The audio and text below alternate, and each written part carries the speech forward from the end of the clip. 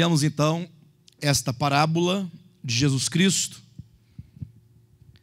essa quarta parábola que faz parte de uma série de sete parábolas. Diz assim o texto: Diz-lhes outra parábola: o reino dos céus é semelhante ao fermento que uma mulher tomou e escondeu em 3 medidas de farinha até ficar tudo levedado.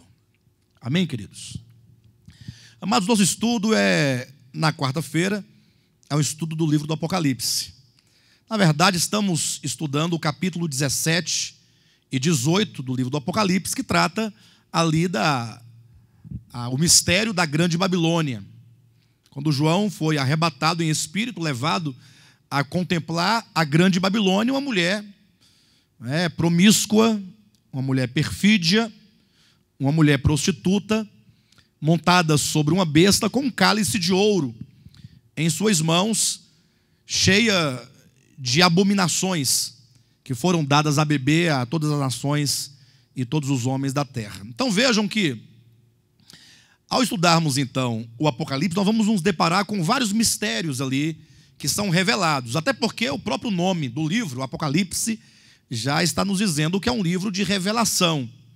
O Apocalipse é um livro que revela-nos mistérios, sobretudo os mistérios cósmicos, porque o livro do Apocalipse não é um livro que se refere a uma condição de um povo em determinado lugar, como são os muitos livros da Bíblia. Por exemplo, quando você lê o livro de Jonas, no Antigo Testamento, lá fala de uma condição pecaminosa dos ninivitas num dado momento do tempo, e como que Deus usou o profeta Jonas para levar uma mensagem de arrependimento. Então é uma mensagem que, ainda que traga em si muitos aspectos proféticos de uma amplitude maior do que Nínive, mas é uma mensagem de caráter local, como nós vamos encontrar também as epístolas, enfim. O Apocalipse, diferentemente, é um livro que trata dos aspectos cósmicos, desde a queda de Lúcifer, toda a trajetória da sua queda, tudo que acarretou a sua queda, a queda não somente do homem, e não somente a queda de Lúcifer, mas a própria queda do sistema criado, como que as forças espirituais da parte de Deus luta contra as forças espirituais do mal. O Apocalipse nos dá um panorama e uma revelação do desfecho dessa guerra cósmica, essa batalha que começou na eternidade passada. Então nós não podemos olhar para o livro do Apocalipse e vê-lo de uma maneira minúscula. Pelo contrário, temos que ver as dimensões todas que esse livro traz para nós de revelação. Então imagine você, que eu falava aqui na semana passada, que uma das maneiras que nós temos de olhar o livro do Apocalipse, além daquela que está em Apocalipse 1,19, que é as coisas que vistes, as que são e as que hão de acontecer, uma outra maneira é olhar o Apocalipse numa visão quadridimensional. O que é a visão quadridimensional? É uma visão que João tem em 4 dimensões distintas, em 4 momentos e 4 dimensões. Por 4 vezes no Apocalipse, João ele é convidado a seguir ali aquele que lhe chama. Em arrebatamento, ele é arrebatado em espírito e ele é levado a contemplar ali a revelação de um mistério. Então, primeira vez que ele é arrebatado, em Apocalipse capítulo 1, ele contempla o mistério dos 7 candeeiros de ouro. Então veja que os 7 candeeiros de ouro, Apocalipse capítulo 1, ali, e capítulo 1, e 2 e 3, que são a história das igrejas, dos candelabros, ali é a revelação de um mistério. Então isso é muito grandioso, isso não é pequeno, é muito grande. Em seguida ele é arrebatado aos céus, capítulo 4 de Apocalipse, onde nesse segundo arrebatamento ele agora tem a revelação do livro selado, o livro da economia escatológica de Deus, em que o Senhor desvenda o grande mistério que estava oculto naquele livro selado, do modo como Deus vai finalizar a obra, que um dia foi começada no sentido dos acontecimentos das últimas coisas. É a revelação dos 7 selos. Capítulo, então, 17, pela terceira vez, João é arrebatado. Mas vamos saltar esse terceiro arrebatamento, vamos logo para o quarto, e eu volto para o terceiro, que o terceiro é o que nós estamos falando. Então, no capítulo 21 de Apocalipse, ele é arrebatado agora pela quarta vez, e então ele contempla o mistério da consumação do supremo propósito de Deus, que é a Nova Jerusalém cabalmente edificada. É a consumação final e máxima do supremo propósito de Deus. Ou seja, é tudo aquilo que Deus um dia desejou, ele agora alcança em plenitude na Nova Jerusalém. Bem, mas voltando para a terceira visão, o terceiro arrebatamento, João é arrebatado a uma alta montanha, onde ali ele vai receber a revelação de uma prostituta, montada sobre uma besta, que tem na sua testa um nome escrito, Babilônia, a grande. É um mistério. E essa mulher, que traz em suas mãos um cálice de ouro, cheio de abominações, e que é dado a beber a todos os homens da face da terra. Então, diante dessa contemplação, primeiramente, do caráter cósmico do livro do Apocalipse, e dessa visão quadridimensional que João tem, essas coisas, nós jamais podemos olhar para a grande Babilônia, revelada no capítulo 17 e 18 do Apocalipse, e vê-la de maneira pequena. É muito grande. Eu até acredito que quantos conseguirem ver o mistério da grande Babilônia, quantos conseguirem discernir esse mistério, quantos tiverem seus olhos espirituais para de fato contemplar e perceber esse espírito babilônico agindo, tem as suas vidas mudadas para sempre. Não tem como você, à semelhança de João, ter os olhos abertos e contemplar e ter a revelação, e você então não perceber agora no dia a dia que a grande Babilônia não é simplesmente, como dizem, né, a Igreja Católica Romana. Lógico que a Igreja Católica Romana ela tem um papel fundamental nessa revelação, como nós veremos em estudos posteriores. Mas, sobretudo, a grande Babilônia, ela nasceu lá no começo da história da humanidade com Nirode. Ela tem o seu começo lá. E de lá ela vem desenvolvendo, ela vem crescendo, e vem aumentando, tomando proporções, e vai se consumar no Apocalipse, capítulo 17 e 18.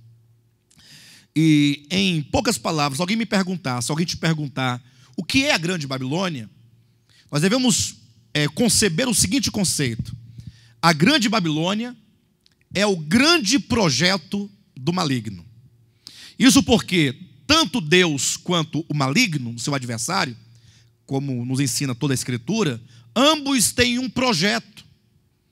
E aí, no momento em que eu digo que a nossa vida muda, é porque a partir do momento que você consegue contemplar a história humana, não é a sua história individual, mas você consegue contemplar a história humana, a história dos reinos, a história universal, vendo duas linhas paralelas caminhando lado a lado, ao longo de toda a história, cruzando toda a história, e num dado momento você se encontra nessa história, temporalmente e localmente, você se encontra nessa história, e você então percebe que toda a história está determinada.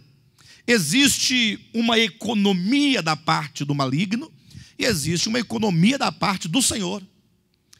Ambos trabalhando para a consumação de um propósito. Aí você percebe que a sua vida, individualmente, ela tem uma importância tremenda nesse contexto todo. E a importância não está em si mesmo, mas está dentro desse grande projeto. Então, podemos dizer que o maligno ele está edificando algo. A sua edificação se dará na sua consumação na grande Babilônia. Assim como o Senhor também está edificando. E essa edificação, essa economia, esse trabalho de Deus vai se consumar na Nova Jerusalém. Por isso que o Apocalipse ele termina os 4 últimos, ou que sejam os 5 últimos capítulos da Bíblia, capítulo 17 e 18, né? 19, 20, 21 e 22. Os 6 últimos capítulos da Bíblia, eles trazem essa consumação. Nós temos aí a Grande Babilônia, no capítulo 17 e 18. Aí temos a vinda de Cristo e o reino milenar, capítulo 19 e 20. E a Nova Jerusalém, capítulo 21 e 22. Então, olhe para a Escritura com esse olhar. Vamos abrir a Bíblia no Apocalipse. Não é apenas o último livro da Bíblia, não. É o último livro da história. Porque há um Gênesis que quer dizer, no princípio criou Deus. Quando você entra na Escritura, você é levado espiritualmente às origens de tudo. E de lá você pode caminhar nessa história como quem busca a consumação. Então, se você assim contemplar a Escritura, você então certamente terá sua vida mudada, no sentido de que agora você vai projetar toda a sua existência, a sua vida, dentro dessa busca daquilo que Deus quer realizar. Bem, mas tratando-se da Grande Babilônia, nós estabelecemos aqui um percurso histórico da Grande Babilônia. A partir do seguinte pressuposto: nós encontramos na Escritura, primeiramente Babel.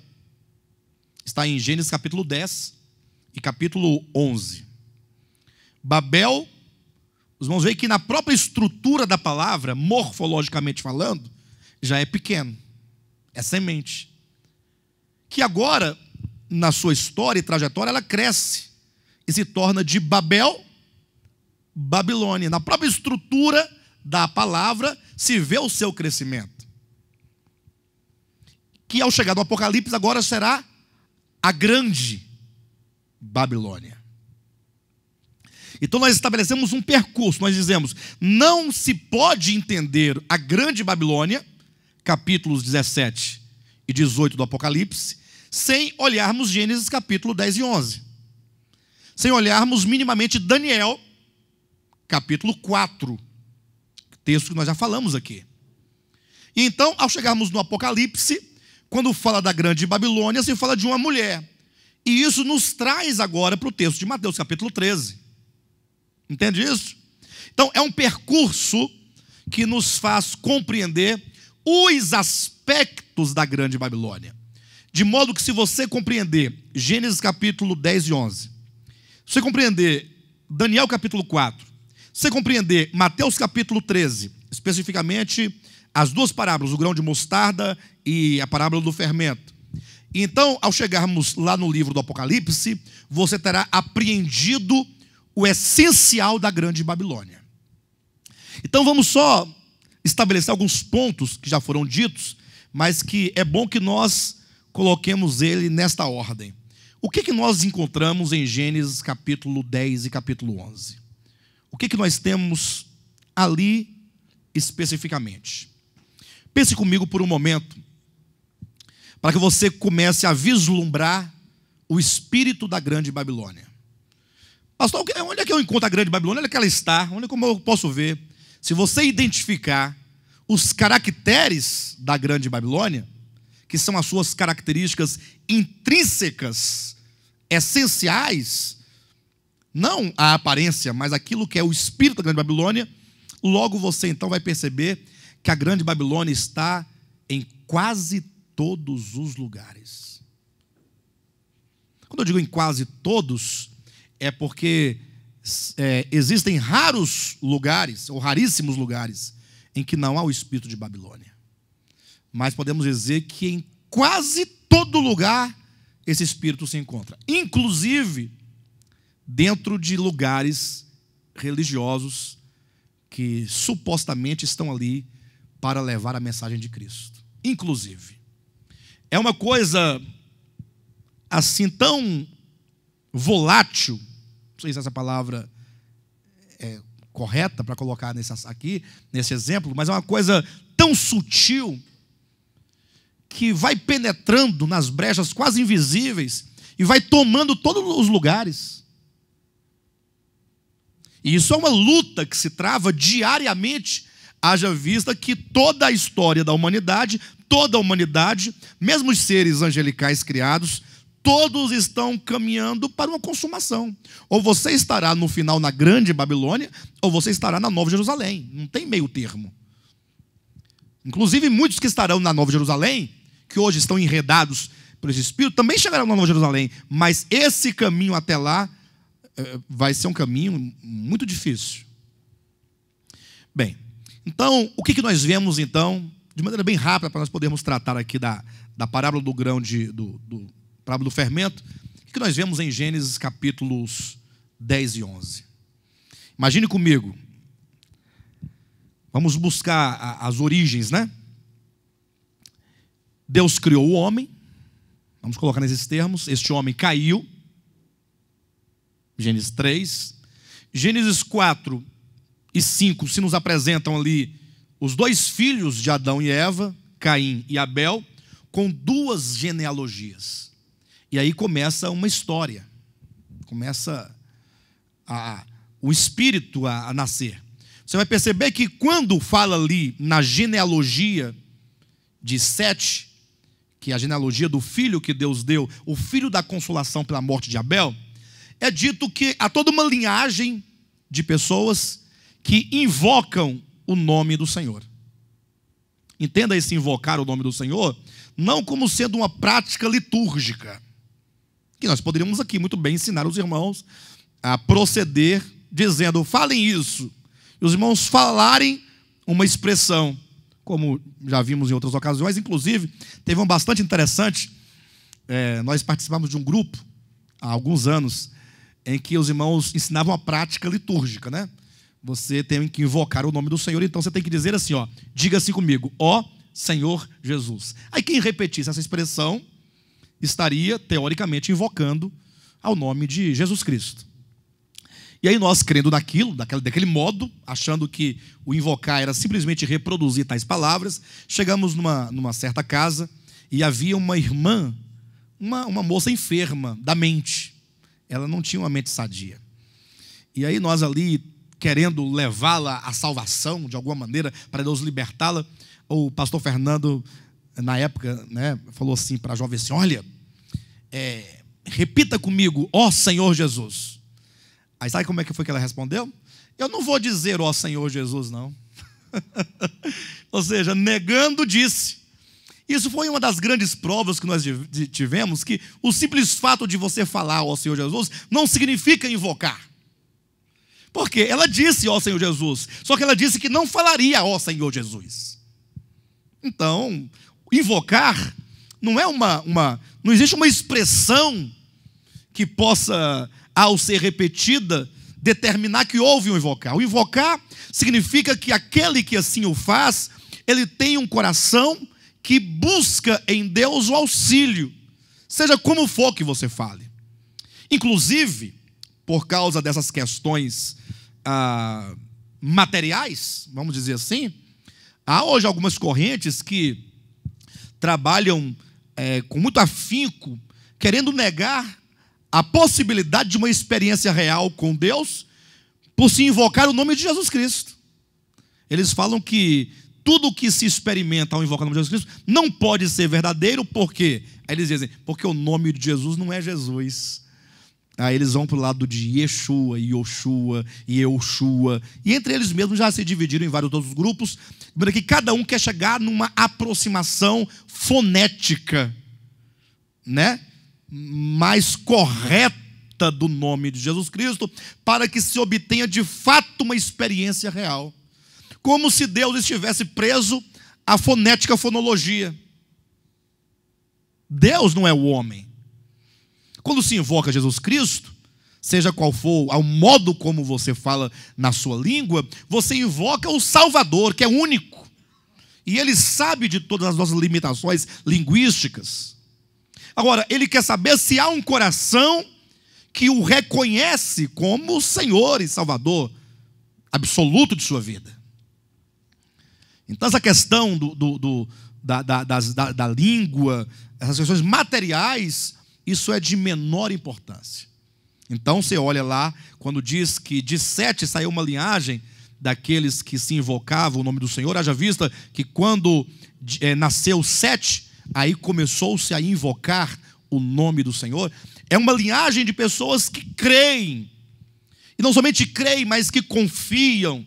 E não somente confiam, mas uma linhagem de pessoas que aguardam, que têm esperança de redenção em Deus. Em contraponto a isso, se coloca a linhagem de Caim, que apesar do dilúvio que separa Caim de Nimrod, mas é o mesmo espírito que cruza as águas do dilúvio e reaparece em Nimrod. É dito que Caim, tão logo foi advertido por Deus e exortado por Deus ao arrependimento, é dito que Caim, ele afastou-se, saiu Caim da presença do Senhor e foi habitar numa terra distante chamada Nod, na região de Siná. É aí que está o detalhe. Sinar é o exato lugar da construção da Torre de Babel.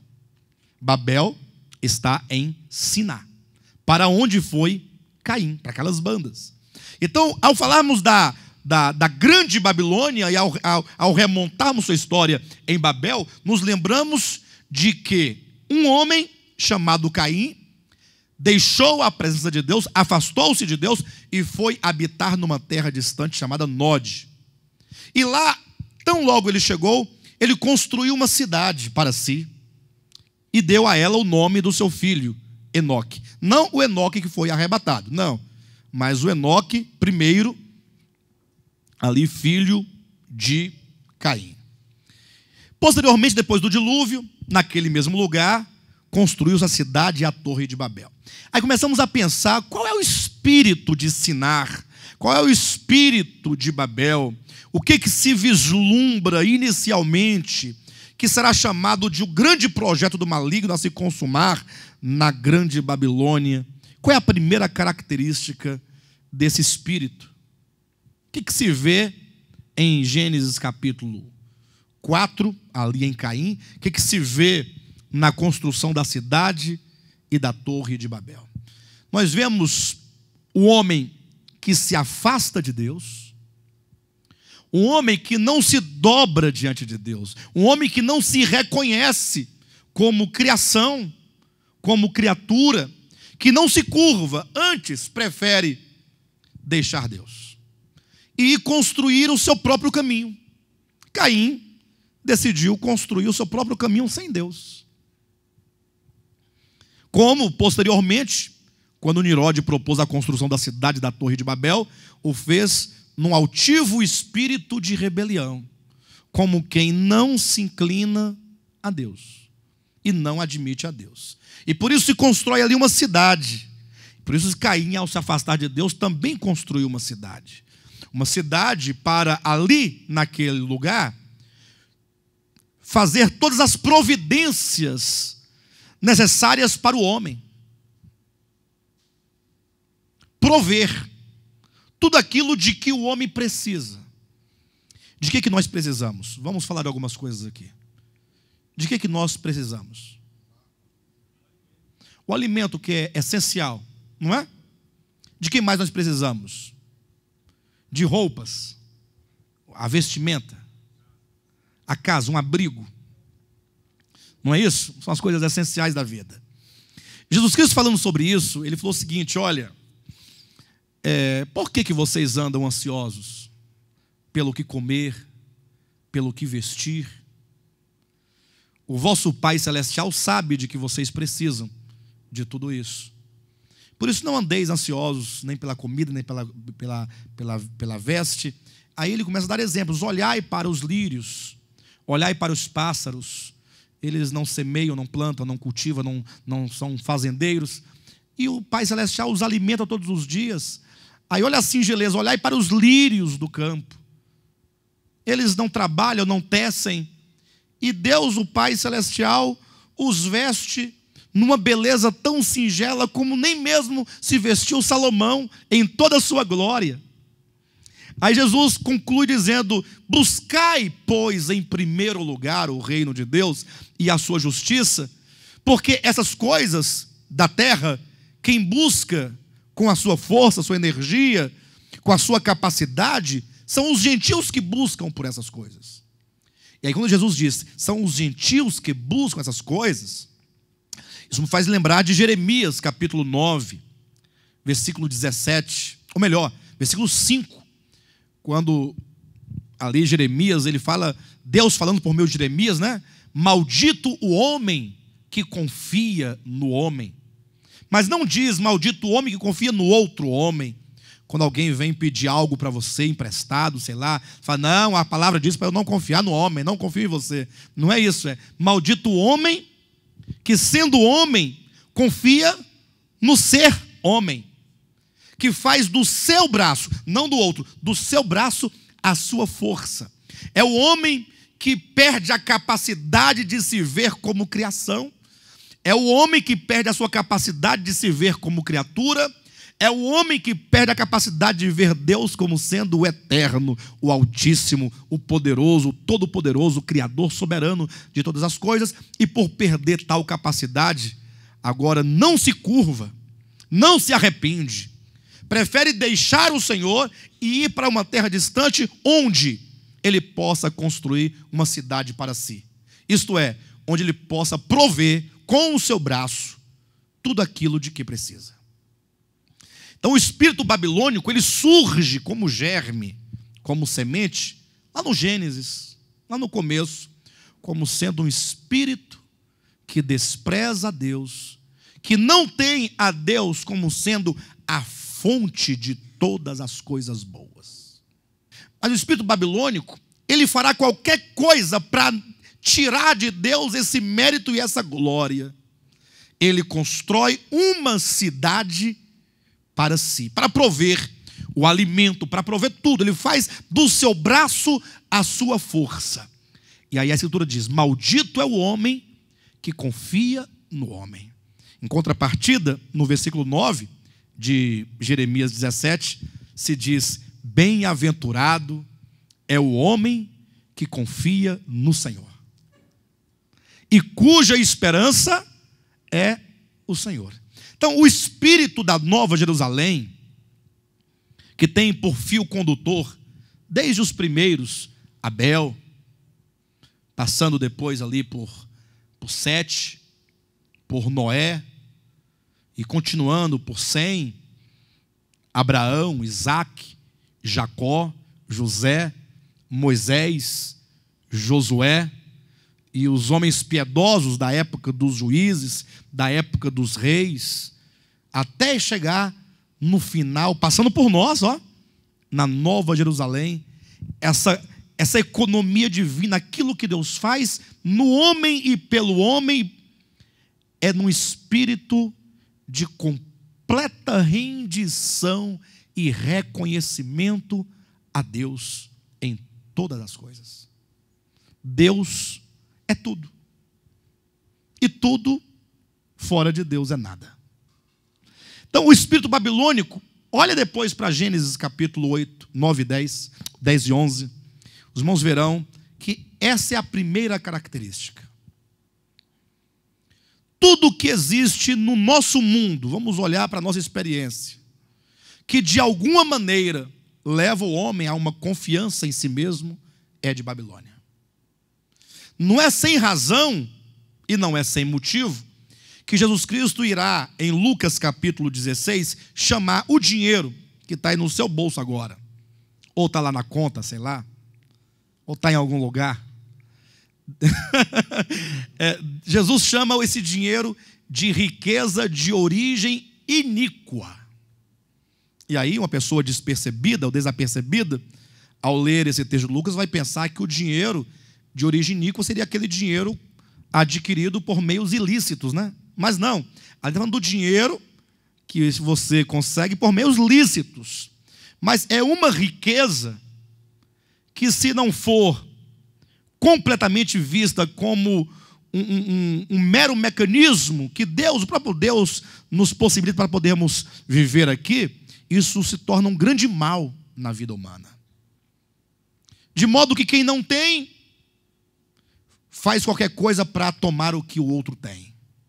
E o que tem muito, quer mais e não divide com o outro. E o dinheiro, na verdade, tem se tornado, para o ser humano sobre a terra, uma grande independência de Deus. Porque ele pensa, eu posso tudo. Dinheiro compra tudo. Não é? Dinheiro compra tudo. Aí ele ainda fala, compra até a saúde, que você pode pagar um bom plano de saúde, você pode viajar, você pode ter um bom carro, uma boa casa, pode fazer isso e aquilo outro. Mas isso é uma riqueza de origem iníqua.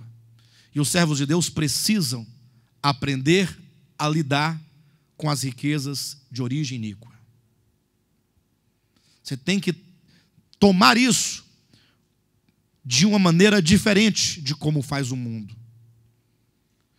É por isso que Jesus Cristo, nessa parábola lá em Mateus 16, falando desse assunto, ele fala de um administrador.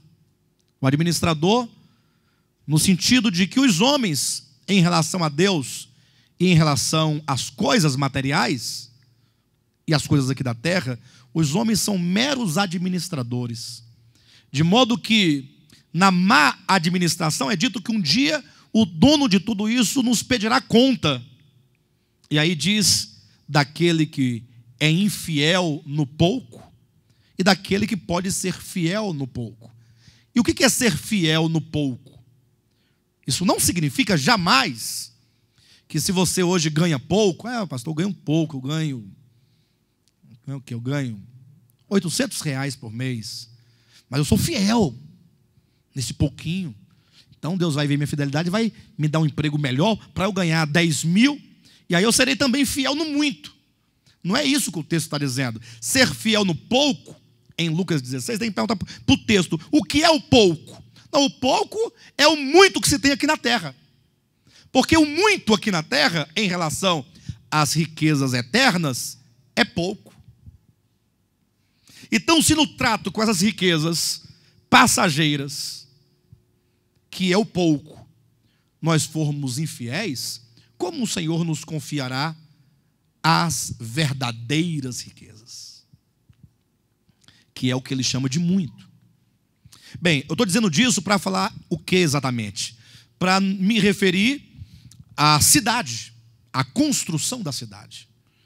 A cidade é um grande problema no sentido de que ela oferece para você aquilo que só Deus pode te oferecer.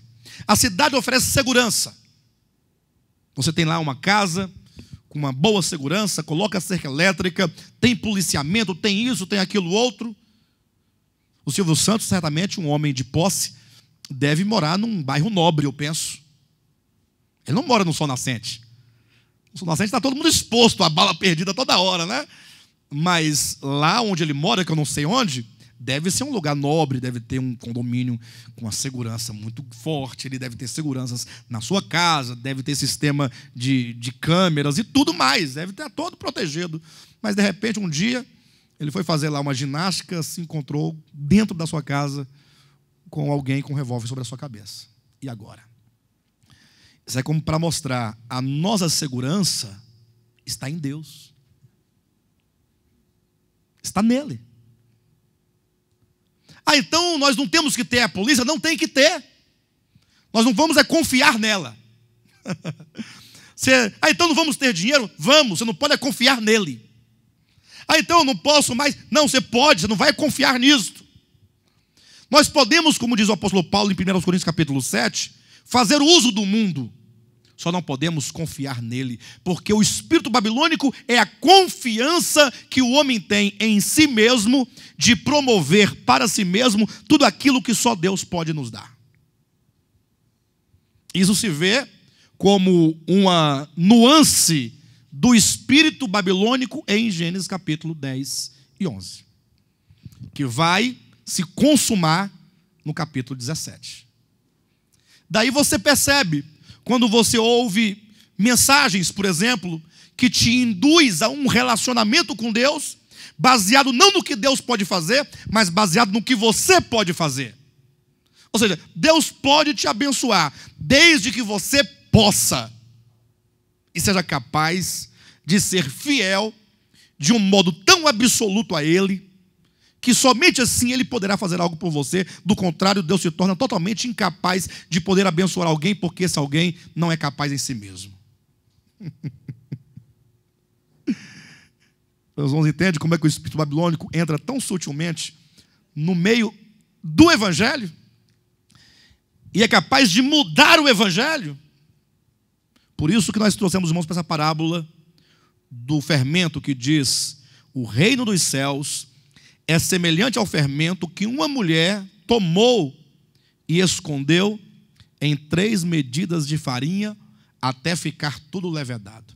Semana que vem eu vou continuar retomando esse panorama e aí chegando até Daniel 4. Hoje eu falei um pouco sobre as características em Gênesis. Depois, semana que vem, falo de Daniel.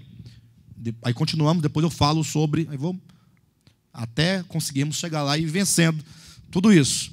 Mas veja, o reino dos céus é semelhante. Logo, alguém ao se deparar com esse texto diz: ora, é uma coisa muito boa, o reino dos céus é semelhante. Aí o que ele pensa? Ele pensa no reino dos céus, enquanto um reino que está no céu. E aí ele se engana. Porque o que é o reino dos céus para você? O reino dos céus é uma coisa celestial, né? É do céu, é coisa... Não é o reino das trevas, não é o reino do diabo, não é o reino do capeta, é o reino dos céus. Nós devemos parar um pouquinho e olhar com maior atenção o que o Novo Testamento, sobretudo o Evangelho de Mateus, sobretudo não, exclusivamente o Evangelho de Mateus, porque esta é uma expressão que você só vai encontrar em Mateus. Em nenhum outro lugar de toda a Escritura você encontrará essa expressão, o reino dos céus. Em toda ela você vai encontrar o reino de Deus. Agora, o reino dos céus só tem em Mateus. Se você quiser tirar a prova, leia, a partir de hoje à noite, chegar em casa, leia de Gênesis a Apocalipse. E tire a prova de que só em Mateus você encontrará a expressão reino dos céus. Quando então a Escritura fala o reino dos céus, não está a se referir um reino celestial nos céus. Antes, tem essa contradição, não em si mesma, mas na ideia de que o reino dos céus, que se diz em Mateus, é um reino na terra e de homens. Mas como entender o reino dos céus na terra e de homens? Veja, é porque toda a Escritura fala sobre o reino de Deus, toda ela. O que é o reino de Deus? Eu costumo dizer que o reino de Deus é o próprio Deus, no pleno exercício de sua soberania. Porque não se pode definir reino de Deus enquanto coroa e trono, ou enquanto qualquer outra coisa, porque Deus, Ele é o ser supremo em natureza. Então, reino de Deus é Deus, enquanto o rei de todo o universo, de toda a criação, que não está preso nem ao tempo, nem ao espaço, nem a condições climáticas, nem de eleição, nem de nada. Ele é o ser eterno e, portanto, é Deus no pleno exercício da sua soberania. Esse reino de Deus, quando eu falo esse reino no sentido prático, no pleno exercício, é que Deus conferiu esse exercício a muitos ao longo da história. Primeiramente, Ele conferiu a autoridade sua a Lúcifer. Lúcifer, inclusive, é chamado pelo próprio Jesus de o príncipe deste mundo. Isso pelo menos até a morte de Cristo. Porque ele teve posição e função de governo. Então veja como que Deus ele compartilha esse seu reino. Depois o homem é criado e ele é colocado ali para governar sobre a terra, não é isso? Em Gênesis capítulo 1 diz isso. Portanto, Deus compartilha esse reino, o reino de Deus. Foram colocados sobre os ombros do homem na criação, mas este caiu, tornou-se cativo, e depois do dilúvio, vamos colocar nesses termos, porque de Adão vai se consumar no dilúvio, aí Deus chama Noé, faz um pacto com Noé, e Deus coloca sobre os ombros de Noé esse governo, mas Noé, ao invés de governar, plantou uma vinha, né?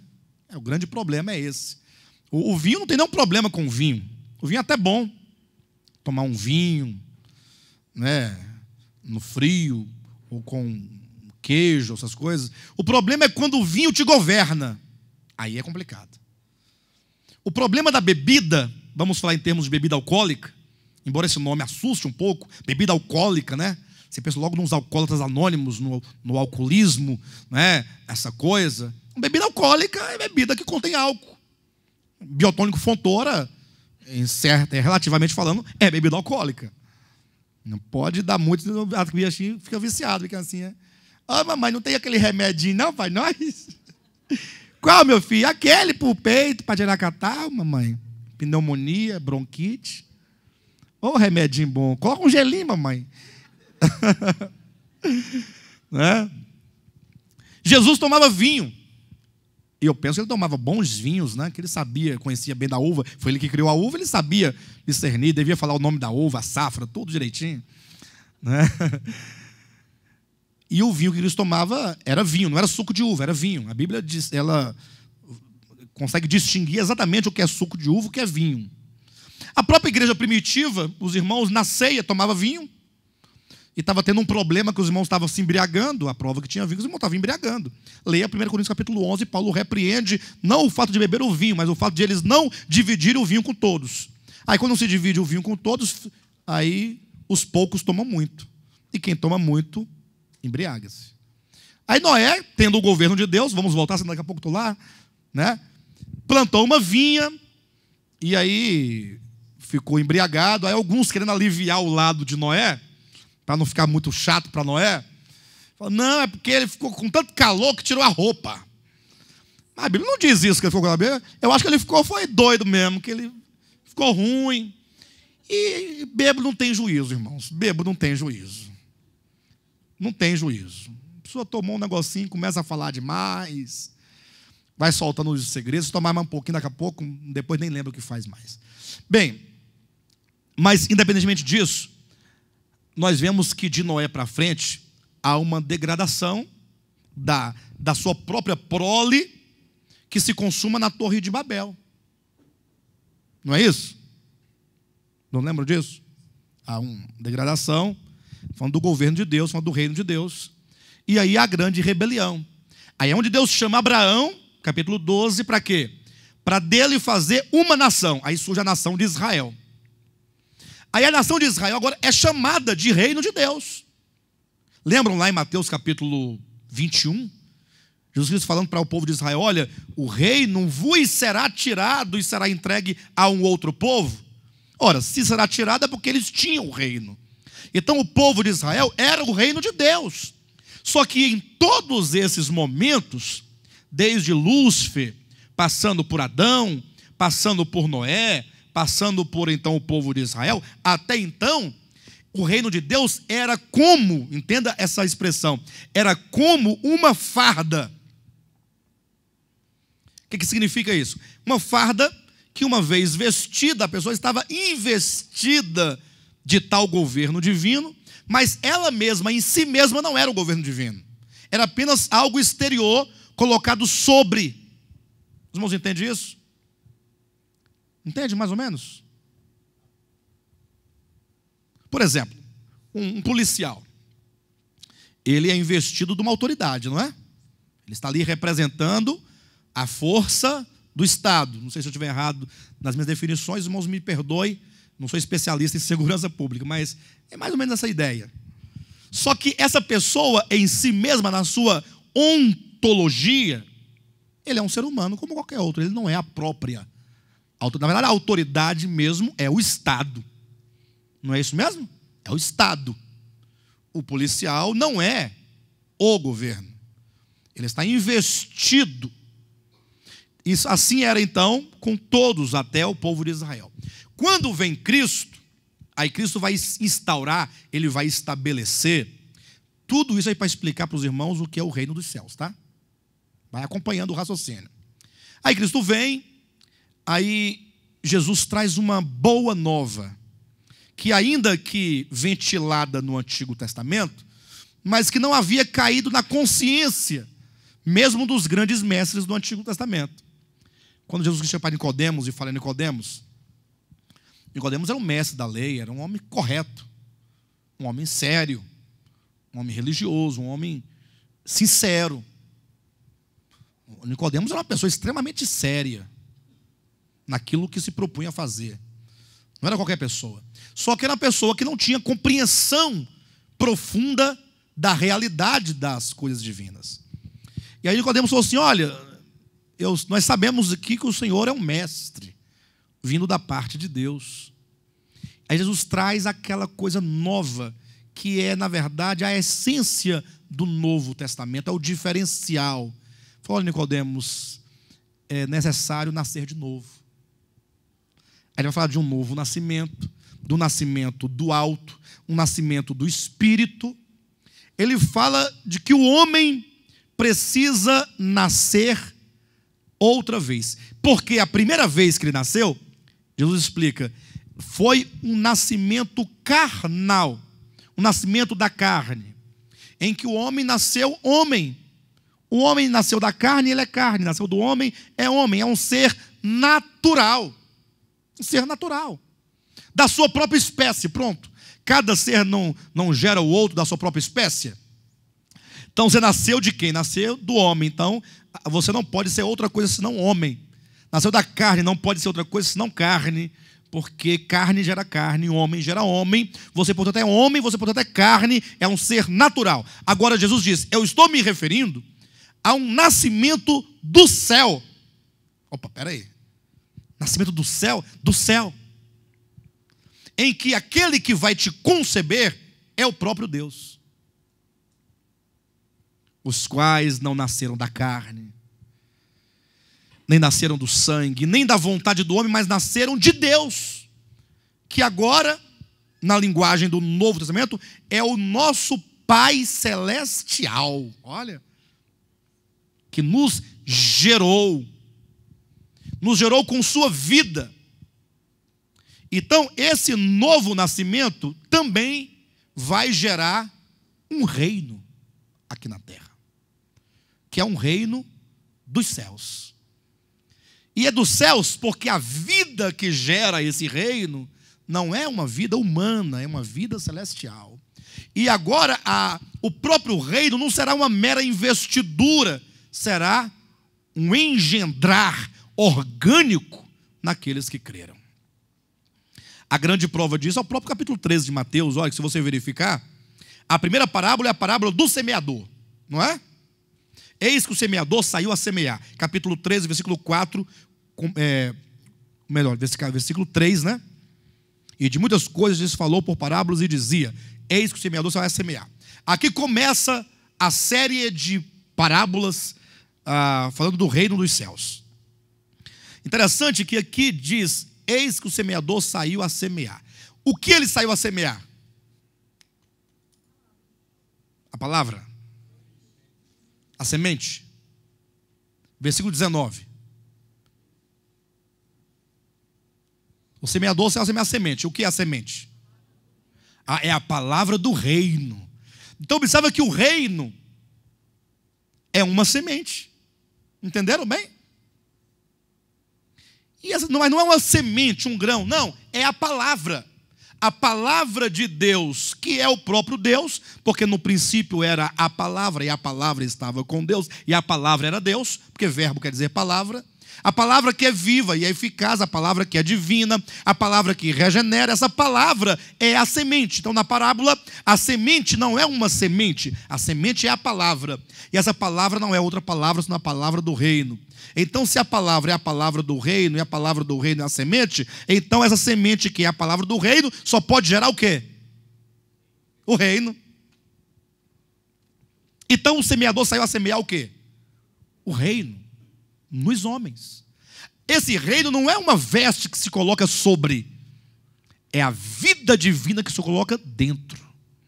Então agora esse reino não será meramente reino de Deus, será reino dos céus, porque os céus foram plantados dentro do homem.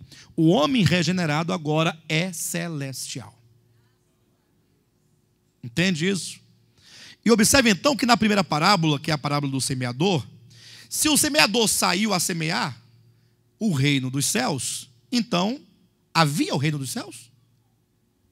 Se ele saiu a semear, não havia. Por isso que essa primeira parábola não começa com a expressão: o reino dos céus é semelhante. Porque se não havia na primeira parábola, não podia ser semelhante ao que não havia. Agora, uma vez que ele semeou, e esse reino foi gerado dentro do espírito daqueles que creram, agora já há o reino dos céus dentro de nós, não há? Havendo, na segunda parábola se diz, versículo 24, outra parábola lhes propôs dizendo: o reino dos céus é semelhante. Aí sim, a partir de agora, da segunda parábola, o reino dos céus já foi semeado dentro do coração, então ele já existe. Portanto, agora o Senhor dirá a que ele é semelhante. E aí nós vamos entender que o reino dos céus é o reino semeado no espírito dos homens que creem em Jesus Cristo. Entretanto, esses homens, eles continuam sendo homens. Sendo celestiais, ainda são homens. Porque a sua alma ainda não foi tomada desse reino. Tanto é que o apóstolo Paulo fala de um conflito entre a carne e o espírito, lembra? Isso demonstra que o homem ainda tem muito de si. Agora imagine esse reino celestial nos homens. Então é um reino nos homens e de homens. Porque esse reino somos nós. É um reino celestial em nós, mas nós somos esse reino. E agora o Senhor começa a apontar a trajetória histórico-profética desse reino. Como que esses homens regenerados haveriam de viver a sua experiência ao longo desse eixo histórico até a vinda do Senhor. Bom, Paulo está perguntando se reino de Deus e reino dos céus é a mesma coisa. A resposta é sim e não. Se nós falarmos que nós somos o reino dos céus, é verdadeiro. Se falarmos que nós somos o reino de Deus, também é verdadeiro. Paulo, inclusive, ao se referir à igreja em Romanos 14, ele diz assim, do viver da igreja, referindo-se à igreja no seu viver prático, ele diz, porque o reino de Deus não é comida nem bebida. Então ele chama a própria igreja de reino de Deus. Então não é errado falar que somos o reino de Deus, o reino dos céus. A questão é que nós podemos falar que a igreja é o reino dos céus? Sim. E reino de Deus? Também. Nesse sentido é a mesma coisa. Agora, jamais podemos dizer que o povo de Israel era o reino dos céus. Eles eram o reino de Deus. Não, porém, o reino dos céus. Porque, tendo eles esse reino de Deus sobre si, esse reino era apenas uma investidura, não era trabalhado na própria natureza do povo de Israel. Nós temos o reino de Deus sobre nós. Só que Deus nos constituiu reino, que é uma verdade apresentada tanto por Pedro, na sua primeira epístola, como no Apocalipse, por João. Capítulo 1 diz que Deus nos constituiu reino. Ele nos fez organicamente reino. Nós somos o reino. Nós não temos o reino. Nós não carregamos o reino. Somos nós. No nosso espírito. A igreja é o reino de Deus. Entendeu? Então a diferença está reino de Deus no sentido geral, reino dos céus no sentido específico da regeneração. Todos entenderam? Bem, então Jesus vai mostrando que nessa trajetória, como seria o reino dos céus. Como seria o reino dos céus, historicamente, profeticamente falando. Aí na segunda parábola, está aqui a parábola do joio, se diz, como é que será o reino dos céus? Olha, o reino dos céus será assim, olhem para mim. O reino dos céus será assim. Veio o Filho do Homem e semeou no campo, lembrando que o campo é o mundo, semeou os filhos do reino. A semente que o semeador da segunda parábola semeou são os filhos do reino. Então nós, os filhos do reino gerados, fomos plantados aqui. Mas veja que continua. E veio então o inimigo. Então o reino dos céus é semelhante a um aspecto positivo, mas também é semelhante a um aspecto negativo. Veio o inimigo e semeou o quê? O joio. De modo que cresceram ambos, trigo e joio, juntos misturados numa grande seara. Aí eu pergunto, ora, como é o reino dos céus? Ora, tem o aspecto de uma mistura. Não é que o reino de Deus, em sua natureza pura, tenha mistura. Não. É que a sua expressão e manifestação histórica se dá numa mistura. É como que dissesse, você vai olhar para o reino de Deus, para o reino dos céus, e na sua exterioridade você verá todos iguais, mas saiba que há alguns que são filhos do diabo. Não são filhos de Deus. Mas eles parecem com filhos de Deus, mas não são. Eles se vestem como tais, eles falam como tais, eles oram como tais, mas não tem Deus habitando o seu espírito humano. Ao chegarmos aqui então na parábola do fermento, é dito que o reino dos céus é semelhante ao fermento que uma mulher tomou e escondeu em 3 medidas de farinha, até ficar tudo levedado. E todo esse discurso é para poder chegar a uma certa interpretação que me parece boa. Me parece boa. Mas apenas parece. Daqueles, e a maioria dos cristãos, que falam dessa parábola num sentido positivo. Porque se o reino dos céus é semelhante, então ele só pode pensar ou conceber uma ideia positiva. Então, o fermento é o evangelho, eles dizem, que entra no mundo. A farinha aqui é o mundo.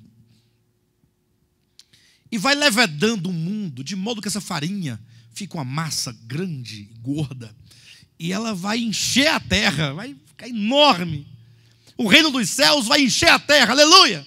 O povo glorifica, fica feliz naquela utopia de que o reino dos céus, a igreja enquanto instituição, vai ganhar toda a terra. A igreja enquanto instituição é a coisa mais fraca que existe, a coisa mais pobre e a coisa mais ridícula que tem é a igreja enquanto instituição. Lógico, a igreja tem que existir enquanto instituição, porque você não pode reunir um povo sem instituí-lo diante do governo, não tem como. Mas não se vive a igreja enquanto instituição, se vive a igreja enquanto organismo. Igreja é organismo, é vida, é corpo de Cristo. Instituição é só para fins de alugar um lugar, vem uma fiscalização, quer saber se os institutores estão vencidos, se estão nos lugares corretos, se tem uma ampla saída de evacuação, caso seja necessário, alguma coisa, se está tudo em ordem, a questão da SEB, do bombeiros, está tudo bem.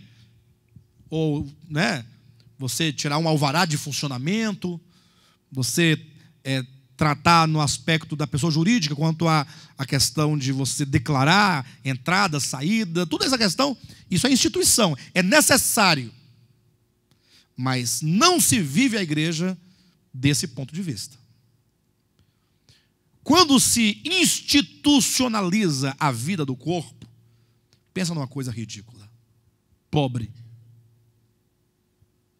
Aí pode acabar, porque não faz a mínima falta para a sociedade, para Deus, para ninguém, não faz falta para ninguém. Na verdade, seria um grande bem acabar com toda a institucionalização das igrejas, no sentido da vida prática. Agora, enquanto corpo de Cristo, não. Então, se pensa essa parábola como sendo a igreja institucional ganhando tudo. Por isso que, inclusive, nós temos que observar como é que os ramos, as doutrinas vão surgindo lá na frente. Aí você vê aqui o rebento aqui, ó, saindo aqui, ó. Aí cresce, desenvolve, daqui sai outro rebento, aí como ele vai para aquela região de lá, aí você já não o identifica mais com a origem. Nós temos que encontrar a origem de tudo. Tem aí hoje em dia uma prática chamada ato profético. Estão vendo? Ato profético? O que é o ato profético? Se acredita que esteja vivendo uma era profética, mas não uma era profética que profetiza os tempos, conforme diz a Escritura, mas se pensa num ato profético, numa era profética, enquanto profetas, nós vamos determinar profeticamente, vamos fazer um ato profético determinando a cura do Brasil.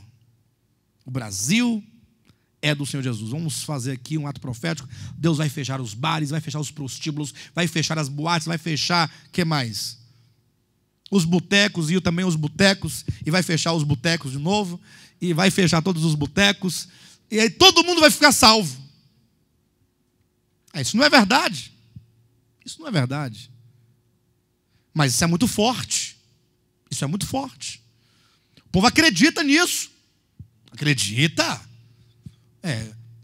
Falar igual o T.L. Osborne falou quando veio ao Brasil. Uma coisa boa que ele falou foi isso. Ele falou assim: vocês brasileiros estão de parabéns, porque vocês nunca viram milagres, mas acreditam neles. Ele fez uma crítica, né? Não estou aqui corroborando com a doutrina que ele pregava, mas ele falou uma coisa interessante, né? Vocês nunca viram, mas creem. Então, esse ato profético é o seguinte: eles profetizam que o Brasil é do Senhor Jesus. E todo ano eles vêm cá, vai num lugar, no outro, coloca a bandeira do Brasil nas costas, chora, clama, determina, profetiza, fala em língua, anda igual animal, né, uiva, faz tudo. E não acontece nada. O Brasil continua do mesmo jeito. Ou seja, vai piorando as coisas, né? E vai piorar mais. Porque a Escritura diz que os reinos vistos na estátua de Nabucodonosor começou com ouro, terminou no barro. Aí você vê a degradação, né? Do ouro para a prata, da prata para o bronze, do bronze para o ferro, do ferro para o barro. Ou seja, a degradação está determinada. Mas o graças a Deus do irmão João é explicado, né? É explicável. É porque se não houver tal degradação, a pedra cortada sem auxílio de mãos não virá. Então, graças a Deus que a degradação está acontecendo e deve acontecer para que a grande pedra, que é o reino de Deus, e a pedra é sólida, não é uma massa inchada, podre, né? A pedra, sim, é o reino dos céus, vai encher toda a terra. Então, muitos veem isso aqui como coisa positiva, mas não é. Aqui está demonstrando a corrupção que o reino de Deus sofreria. Pastor, mas é possível o reino de Deus sofrer corrupção? Mas é lógico que há. Negar que o reino de Deus o reino dos céus pode se corromper enquanto o povo de Deus é regenerado, de duas uma: é negar que o povo de Deus não é povo de Deus, ou é negar que eles estão corrompidos. De duas uma. Eu pergunto: o povo de Deus sobre a terra está corrompido? Mas e eles são povo de Deus? Você vai negar? Se você negar, você vai cair na grande heresia e nas muitas tentativas ao longo de todo o tempo, e dizer: somente nós aqui somos o povo de Deus e ninguém é povo de Deus. Conversa fiada. O povo de Deus está em todo lugar, com placas de todos os nomes. O povo de Deus está enganado. O joio constitui hoje a grande liderança do povo de Deus, infelizmente. Então, os homens que entraram e que foram semeados entre o trigo, que é o joio. Você não vê aqui o diabo semeou o joio no meio do povo de Deus, e ele semeou uma pessoa sem expressão. Uma pessoa lá, né, que não sabe falar. Não. Esse joio não tem futuro. O diabo não quer um joio desse. O diabo quer um joio que influencie pessoas e que os leve para longe do propósito de Deus. O diabo, ao semear o joio, ele não o fez como um menino peralta que não sabe o que faz. Não, ele o fez com uma consciência de quem pretende não somente corromper, mas colocar grandes estruturas religiosas e lideranças no meio do povo de Deus para distanciá-los do propósito de Deus.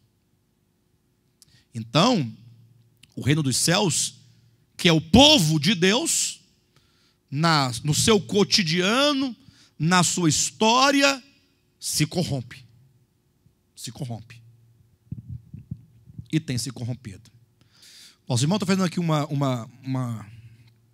dando uma participação aqui, uma colaboração, dizendo desses líderes, né? Os líderes, muitos deles agem conscientemente. Muitos. São os mestres enganadores.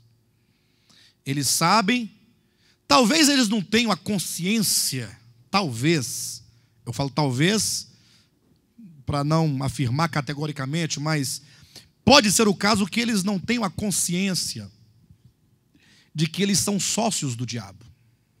Talvez não. Talvez o façam conscientes da sua esperteza. Disso eu tenho certeza. Muitos deles sabem e conscientemente corrompem as pessoas em nome da sua indústria financeira. O melhor negócio hoje em dia é a igreja. Hã? Não, igreja é o melhor. Eu vou explicar por que igreja é um negócio, melhor negócio. Primeiro, você não tem que comprar produto. Você não tem que ter capital. O capital é o povo. É igreja e pirâmide, né? Não tem essas pirâmides, esses modelos de... Como é que fala? Não tem um nome novo agora que dá para isso? Não é pirâmide, não. É multinível. É um nome extraordinário, né? Mas imagina só, uma pessoa monta uma empresa, aí ele não tem que contratar empregado, não tem que pagar empregado, não tem que montar nada de estrutura, porque vocês vão comprar o meu produto, que não é meu, eu vou pegar lá, mas vocês vão, com o dinheiro de todos vocês, eu pego o produto, vocês compram e vocês vendem. E não somente vendem, mas você tem que arrumar outros igual a vocês para que a empresa cresça. É muito bom assim, não é? Vocês compram, vocês vendem, vocês fazem tudo e o dinheiro vem para mim. É mais ou menos essa ideia. Igreja também é mais ou menos isso. Só que a igreja tem o quê? O povo leva o dinheiro. E não tem que repor mercadoria, não. Todo mês vai vindo mais, vai multiplicando e trazer mais pessoas. E vão enriquecendo com isso. Enriquecendo. Compra emissora de televisão, compra empresa, né? Constrói hospital com dinheiro de igreja e depois se torna um dos hospitais mais caros. E se o membro quiser ser atendido, vai ter que pagar um plano de saúde caro ou uma consulta cara. Como é que pode ser? Como é que a gente arrecada dinheiro do povo, constrói um hospital particular? Mas o povo não entende que essa é uma grande manobra. O povo não entende. E o povo prega que as instituições estão levando saúde para as pessoas. Ué, mas é lógico. Se pagar, leva saúde. Se não pagar, não vai. Não leva saúde. Bem, em geral, né? Então, agora, há também, eu creio nisso, porque eu já fui, meu testemunho é prova, aos mestres enganados. Seria uma grande hipocrisia minha falar que eu nunca preguei a mentira. Já preguei mentira. Só que eu acreditava. Eu era enganado. Eu estava acreditando naquilo ali como sendo a vontade e a obra de Deus. Mas um dia, quando os meus olhos foram abertos, eu não pude continuar lá dentro. Eu não tinha como continuar mais nem um dia sabendo que aquilo não era a vontade de Deus. Aí eu reconheci o meu erro, fui diante de toda a igreja e pedi o perdão dos irmãos por ter pregado a eles tudo aquilo que não era verdade. Foi um escândalo, né? Acabou o culto, eu pedi, eu quero que todos os visitantes se retirem, quero só os membros aqui dentro. Me refiro a esse fato, à experiência que eu tive na Adventista do sétimo dia. Agora fecha a porta lá. Isso já estava com várias funções lá dentro, responsabilidades. Aí eu falei para as pessoas, olha, é o seguinte, eu quero pedir perdão, porque por todo esse tempo que eu estive aqui, eu não preguei a verdade para vocês. E eu não tenho mais condições de ficar mais nem um dia pregando o que eu tenho pregado para vocês até então. A partir de agora, eu entrego todos os meus cargos que eu tenho, as responsabilidades todas para vocês, e me coloco à disposição de todos para ser ensinados por quem quer que seja. Mas eu só prego hoje a Escritura Sagrada. Nem mais e nem menos. Então eu fui um mestre enganado. Enganei? Enganei. Ué, o que eu posso fazer? Se eu não sabia. Mas não o fiz por dinheiro. Não o fiz como quem engana sabendo. Eu o fiz como alguém que acreditava naquilo. Ou aqui, vocês também nunca algum dia ensinaram algo errado sem saber. Então, Deus me deu a graça de me arrepender. Então, há os mestres enganadores e há os mestres enganados. E o que distingue o enganado do enganador é o momento em que chega a eles a revelação. Por exemplo, sem julgar a nenhum líder, não quero que vocês lembrem de nome algum, mas eu sou bem honesto com os irmãos. Eu, ouvindo essa palavra que se prega neste ministério, todo sábado na televisão, eu procuraria esse pastor barbudo. Eu procuraria. Primeiro, para defender o meu rebanho. O rebanho de Cristo, digo que está na minha responsabilidade. Eu tenho que defender. O povo está saindo daqui indo para a igreja do barbudo. Mas que coisa é essa? Não vai, ué? Eu tenho que defender. De que maneira? Eu tenho que demonstrar que esse barbudo é um herege. E, para tanto, eu vou lá. E eu vou mostrar para ele que ele está errado. Mas, se esconder, se omitir e fingir que não está ouvindo nada, é fingir que não está ouvindo nada. Porque essa palavra não é minha, é a palavra de Deus. Apenas estou tendo a graça de poder falá-la na televisão. Mas não é minha. Agora, honestamente, eu iria lá. Eu iria. E como vai para a internet essa mensagem aqui, é uma oportunidade de eles ouvirem e se sentirem desafiados a virem. E eu quero receber a todos eles no amor de Cristo. E compartilhar aquilo que temos recebido e me colocar à disposição para ser orientado na palavra de Deus. E aí nós não teremos nenhum receio em nos arrepender do que temos falado e voltar para onde nós outrora estávamos e, nesse sentido, nunca deveríamos ter saído. Numa condição, desde que sejamos convencidos unicamente pelo poder das Escrituras Sagradas. Mais nada. Os irmãos entendem isso? E isso eu falo de coração. E de verdade, não é nenhum tipo de ironia. Ah, pastor é irônico, pastor irônico.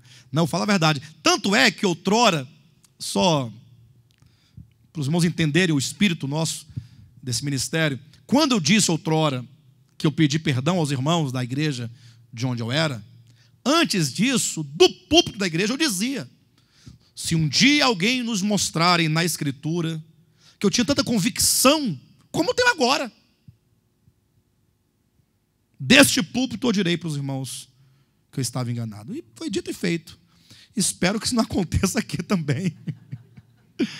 E acredito que não acontecerá. Isso porque outrora nós éramos conduzidos por homens. Esse ministério nasceu, e quem já leu o nosso site, já viu lá quem somos, né? Sabe que esse ministério nasceu numa circunstância em que Deus nos colocou de tal modo em que nós buscávamos um espaço onde pudéssemos ser guiados tão somente por Deus. Onde nós pudéssemos ter a liberdade de ler a Escritura e pregá-la como ela é. Doa quem doer, aconteça o que acontecer, somente a Escritura. Por isso que às vezes acontece alguma situação, na nossa trajetória já teve situações de alguns irmãos criarem situações complicadas no nosso meio. De ouvir irmãos dizendo tal, alguma coisa não está certa, a gente ouve. O que a gente faz? Expulsa os irmãos? Tem uma reunião de gabinete, porta trancada para tratar o assunto e calar a boca deles para não... É isso? Não. Quando esses irmãos que assim fazem, eventualmente, menos esperam, eu digo diante de todo mundo: pessoal, tem um grupo de irmãos que está insatisfeito, o nome dele é esse e tal, fulano, Beltrano, fiquem de pé, por gentileza, para que a igreja saiba quem são vocês.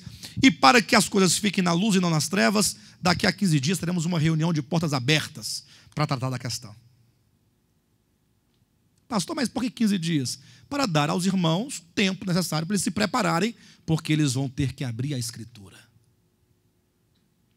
A sua inconformidade, ou melhor, se há alguma coisa que te incomoda, você não pode simplesmente achar, você precisa fundamentar, e a nossa fundamentação não é outra senão a própria Escritura.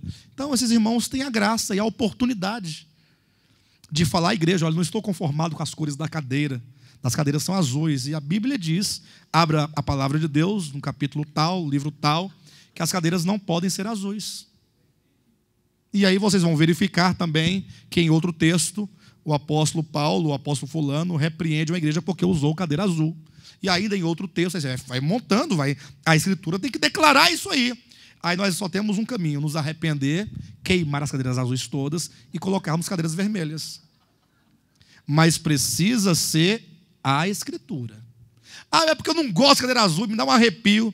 Irmão, você vai ficar arrepiado, porque nós não vamos mudar a cor da cadeira, porque você acha. Né? Podemos até mudar, mas não porque você acha. E aí você quer mudar. Podemos mudar porque nós nos cansamos de olhar para ela. Mas assim, tudo à luz da Escritura. Não sei como foi que nós chegamos até aqui, mas é verdade. Pastor Renato está lembrando que não é apenas uma hipótese, né? Mas nós temos experimentado essas coisas aqui. Não com muita frequência, mas vez ou outra aparece uma situação e nós tratamos dessa maneira. E isso demonstra a nossa disposição de nos expor à Escritura. E estamos dispostos a segui-la. Os irmãos estão dispostos também? Seguir a Escritura. Enfim. Bem, então a parábola do fermento, ela fala dessa corrupção. Até porque quando você pega a figura do fermento, o fermento enquanto um elemento simbólico, parabólico, ele vai aparecer em toda a Escritura sempre com um caráter simbólico. Mesmo no Antigo Testamento, quando pela primeira vez Deus fala para o povo de Israel tirar de suas casas o fermento, aí eles praticavam a festa dos pães asmos, inclusive, eles tiravam o fermento da casa, era fermento mesmo. Só que tudo aquilo representava algo. Mesmo quando o povo de Israel entendia que o fermento tinha que ser tirado das suas casas, os irmãos podem ler em Êxodo capítulo 13, 12 e 13, depois em Levítico capítulo 23, quando tem essa situação. Mas aquele fermento, à luz do Novo Testamento, nós entendemos que ele representava algo. E o que o fermento representa? Em poucas palavras, em razão do nosso tempo, que está bastante esgotado, e os irmãos também estão cansados. Mas vejam, Deus, e eu falarei disso com mais propriedade domingo agora pela manhã, sejam todos convidados. Nós estamos ministrando as 7 festas de Israel e a realidade de Cristo e sua igreja. Então, vamos ministrar a Páscoa, os pães asmos e as primícias domingo que vem. Então, 9 horas da manhã, estão todos convidados. Imagine que Deus libertou o povo de Israel do Egito. Então Deus, na sua sabedoria imensa, e no seu conhecer, ou do seu conhecimento, que tem do coração do homem, Deus sabe que o homem é assim, ó. É mais ou menos assim. Eu me encontro com o Renato. Renato está numa situação difícil, pai, está ruim das pernas, está numa dificuldade, está lá no fundo do poço. E eu vejo a situação, me compadeço dele. Pô, Renato, você é meu amigo, pai, vem cá, eu vou te ajudar. E começo a ajudá-lo daqui, dali, vou abrindo as portas, mexendo daqui. Aí passa um ano e está lá em cima, pronto, agora é tenente da Polícia Militar. É só um exemplo, tá, pastor? Apenas um exemplo. Hipotético, né? Exemplo hipotético. Aí tal, maravilha. Depois de 10 anos, aí ele agora é capitão da polícia. Aí depois de mais tantos anos, agora ele é o coronel da Polícia Militar. No topo. Nem anda direito, porque é tão... E aí, conta a sua história para nós, Renato. Como é que você chegou nesse topo aí? Ah, rapaz, muita luta, batalhei bastante, mas, com muita garra, consegui chegar até aqui. E aí, às vezes, é incapaz de falar, não, rapaz, olha, não era Deus colocando uma pessoa no meu caminho. Não consegue reconhecer a ajuda que recebeu. O ser humano é assim. A maioria esquece dos pequenos detalhes que possibilitaram a mudança de vida. Ele vai trazer toda a glória para si daquilo que atualmente é.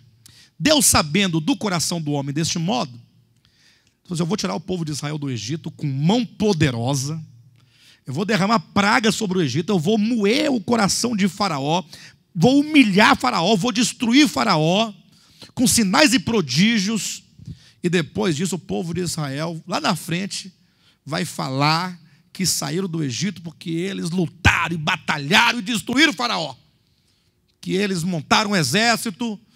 Está entendendo a história? Mais ou menos isso. Aí então Deus falou assim: olha, eu vou estabelecer aqui a Páscoa para vocês. Cada família vai pegar um cordeiro, vai imolar o cordeiro, porque nesta noite eu passarei, e onde houver um primogênito vai morrer. Agora, na casa onde houver um primogênito que tiver o sinal do sangue do cordeiro ali estampado, nesta casa eu não entrarei. Páscoa, passarei por cima daquela casa e não ferirei de morte o primogênito. Aí assim aconteceu. Todos os primogênitos do Egito morreram, até das vacas, dos carneiros, dos jumentos, tudo morreram, menos o primogênito que estava na cobertura do sangue daquele cordeiro pascal, cordeiro imolado. Então logo saíram, atravessaram o Mar Vermelho. A primeira coisa que Deus faz: Moisés, a partir de agora, em todos os anos, no dia tal, vocês terão que fazer a festa dos pães ázimos, dos pães sem fermentos. Do dia tal ao dia tal, todos devem tirar das suas casas o fermento e colocá-lo do lado de fora. Esse é o primeiro ponto. Segundo, uma vez que os primogênitos de vocês foram salvos em razão da Páscoa, então agora vocês devem consagrar a mim o primogênito. O primogênito salvo deve ser consagrado a Deus, e o fermento deve ser retirado de vossas casas. O fermento, enquanto aquele elemento que penetra a farinha, a massa, e apodrece a massa, porque esse é o efeito que causa, e que incha e causa um orgulho, o inchaço, símbolo do orgulho. O retirar, portanto, o fermento de dentro de casa, o que Deus queria ensinar com isso? Então vamos encontrar essa resposta no livro de Gálatas, quando Paulo ele fala acerca do fermento que gera o orgulho. Vamos dar uma olhadinha rapidamente? Gálatas, capítulo 5, versículo 7 em diante. Diz assim: vós corrieis bem. Quem vos impediu de continuardes a obedecer à verdade? E olha que essa verdade, a que diz o apóstolo Paulo aqui, qual é a verdade?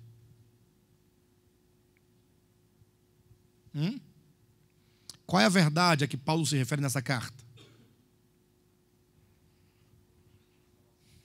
A salvação em Cristo pela graça, unicamente pela fé. Esse é o assunto de todo o livro, e para qualquer dúvida, é só você ler do versículo 1 aqui do capítulo 5 em diante. Ó. Esta persuasão não vem daquele que vos chama. Qual persuasão? De que o homem é salvo pela lei, de que o homem é salvo pelos seus esforços, de que o homem é salvo pela sua capacidade. Versículo 9: um pouco de fermento leveda toda a massa. Aí surge a figura do fermento, enquanto aquilo que cria esse inchaço no interior. Versículo 10: confio de vós no Senhor, que não alimentareis nenhum outro sentimento, mas aquele que vos perturba, seja quem for, sofrerá a condenação. E aqui fala do fermento enquanto, atenção, enquanto pessoas que penetram sorrateiramente no meio do povo de Deus com a persuasão de que a salvação só pode ser concebida mediante obras humanas. Quando ele diz um pouco de fermento leveda toda a massa, ele está dizendo: vocês iam bem, vocês estavam obedecendo a verdade, mas de repente vocês pararam de obedecer a verdade. Aqueles que estão, essa persuasão não vem daquele que vos chama. Aí ele diz que um pouco de fermento leveda toda a massa. Aí ele fala, aqueles que vos perturbam. Era esse fermento, pessoas que entravam para fermentar, para dissuadir os irmãos da verdadeira fé. Aí vejam então, no outro lugar, no caso aqui em 1 aos Coríntios capítulo 5, o apóstolo Paulo, falando de uma situação em que a igreja andava orgulhosa da sua condição, e não tendo a igreja de Corinto nenhuma razão de se orgulhar, porque ela estava em profundo pecado, Paulo fala assim no versículo 6, 5, 6, não é boa a vossa jactância. Não sabeis que um pouco de fermento leveda a massa toda? Não é boa a vossa jactância, o vosso orgulho, a vossa presunção. Não sabeis vós que um pouco de fermento leveda a massa toda? Lançai fora o velho fermento, para que sejais nova massa, como sois de fato sem fermento, pois também Cristo, nosso Cordeiro Pascal, foi imolado. Veja como que a questão do fermento está intimamente ligada à questão do Cordeiro Pascal. Se Cristo foi imolado por nós, então não há nenhuma razão de nos orgulharmos no que tange a salvação. Se Cristo morreu por nós, ou se temos nós de nos orgulharmos de algo, que seja nos orgulhar em Cristo. Porque Ele morreu por nós. Por que o povo de Israel saiu do Egito? Por que os primogênitos foram salvos e não padeceram da morte ali quando o Senhor trouxe a morte aos primogênitos? Porque o Cordeiro Pascal foi imolado. Esta é a razão.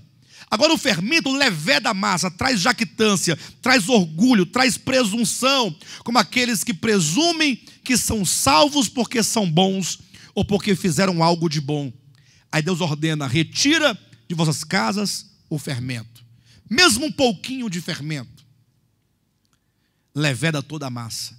Não permita, portanto, que a massa, que sois vós, seja corrompida com qualquer tipo de orgulho, com qualquer tipo de presunção, com qualquer tipo de arrogância. Coloca uma coisa bem claramente no seu coração e na sua mente. A salvação pertence ao Senhor. Não permita que você apoie a sua fé em qualquer que seja a obra humana, seja ela qual for. Nunca perca a sua intrepidez diante de Deus por causa de qualquer pecado que você tenha cometido. Parece até uma coisa meio errada, né? Ah, pastor, acho que nós temos que perder sim. Pecou, você tem que perder a intrepidez. Não. A Bíblia diz, tenhamos, pois, intrepidez para entrar no Santo dos Santos. Quem entrava com medo diante de Deus eram os sacerdotes do Antigo Testamento, ou melhor, o sumo sacerdote. Por quê? Porque tais sacrifícios não podiam salvá-los verdadeiramente. Ele entrava com medo. Cristo veio, nos abriu um novo e vivo caminho. Nós só podemos entrar porque Cristo morreu. Ninguém entra diante de Deus porque é bom, porque é fiel, porque é generoso, porque dá o dízimo, porque faz campanha, porque ora, porque jejuma. Ninguém. Você só pode entrar porque Jesus, mediante o seu sangue, abriu-nos um novo caminho. Um pouco de fermento, seja ele uma pitada de fermento, leveda toda a massa. Não permita o fermento, nem um pouco. Eu já ouvi tanta gente falar assim, pastor, não fui para a ceia porque eu não estava bem. Falei, então aí que você tinha que ir mesmo. Você poder olhar para aquela mesa e ali vislumbrar pela fé o sacrifício de Cristo porque você é um pecador. Você poder olhar para aquela mesa espiritualmente e contemplar o corpo de Cristo que foi partido pelos seus pecados. Ah, Senhor, eu vou tomar desse pão e beber desse vinho porque o Senhor me deu esta graça. Eu me torno digno porque Cristo, mediante o sacrifício, me comprou, me redimiu, me lavou, me perdoou, me justificou diante do universo. Não permita nenhum tipo de orgulho ou presunção. Mateus 13, 33 diz que uma mulher pegou o fermento e escondeu em 3 medidas de farinha fina. E isso nos mostra o espírito babilônico que sempre colocará Cristo de lado. Ou, minimamente, irá relativizar o sacrifício e a obra de Cristo Jesus. Vai dizer que Cristo é bom, que Ele salva, que Ele perdoa, não sem a sua cooperação. Esse é o fermento. E você dirá, não. O sacrifício de Cristo é amplamente suficiente em si só para salvar aquele que crê. Paulo não diz que Deus justifica o pecador, ou Paulo não diz que Deus justifica o que crê, ainda que seja tudo isso verdadeiro. Também não diz que Ele justifica o piedoso, o fiel. Não, Deus justifica o ímpio. Palavra essa que talvez eu escrevendo não colocaria, não, é muito forte. Ele justifica aquele que crê, o que se arrepende, né? Aquele que... Não, justifica o ímpio. Lógico que este justificado veio a crer, mas o crer não é mérito dele, porque a fé é um dom de Deus. Até o arrependimento vem de Deus, está lá em Atos capítulo 5, versículo 31. Se não for o 31, você lê o capítulo 5 todinho, você vai encontrar lá. Que o Deus de Israel enviou seu Filho para lhes conceder o arrependimento. Que maravilha. Ele concede o arrependimento, Ele concede a fé, Ele próprio é o sacrifício, Ele nos dá o penhor do Espírito, Ele nos dá a vida eterna, Ele faz tudo por nós. Sejamos, portanto, nova massa, sem fermento. Isso, entretanto, não nos dá o direito de vivermos uma vida pecaminosa. Esse é um outro aspecto da vida cristã. É um outro detalhe. Mas no que tange a fé da salvação, seja farinha pura, sem fermento. Não deixe que o espírito babilônico, que coloca Cristo de lado ou o relativiza, tornando-o semi-suficiente, não permita. Cristo é todo suficiente.